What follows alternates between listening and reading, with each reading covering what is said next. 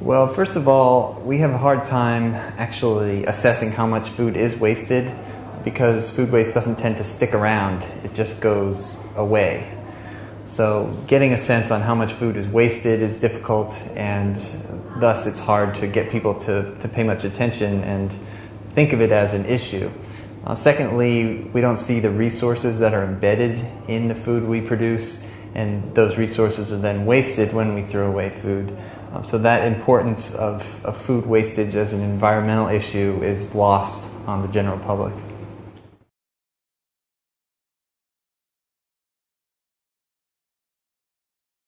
Certainly, obesity and food wastage are two trends that are increasing at the same time, and unfortunately they do have one common cause in the portions that we receive at many restaurants today.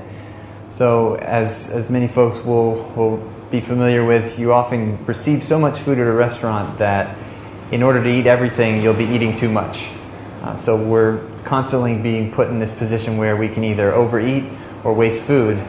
And sometimes if you get enough food on a plate, you could actually do both and overeat and waste food. Now the better move would be to take some of that food home, but cultural sensitivities might not allow that in certain situations. Hopefully that will change, and getting people to take food home from restaurants will become more common, as will smaller portions and more choice in portion size.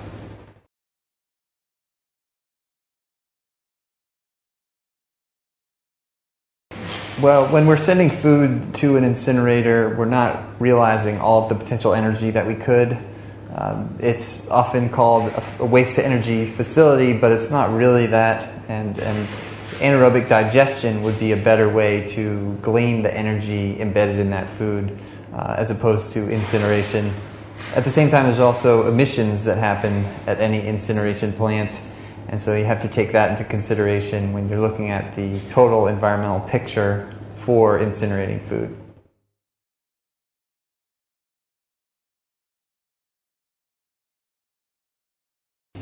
Well, to put it really simply, you have about 1 billion people on this planet who are hungry or food insecure. And at the same time, you have about 1/3 of the food produced being wasted. So to have that juxtaposition of hunger and waste, to me, does not sit well. And to me, that is unjust and morally callous. So however we go about solving this food wastage issue, hopefully we can incorporate some of those solutions on feeding more people and radically changing the equation that we have today.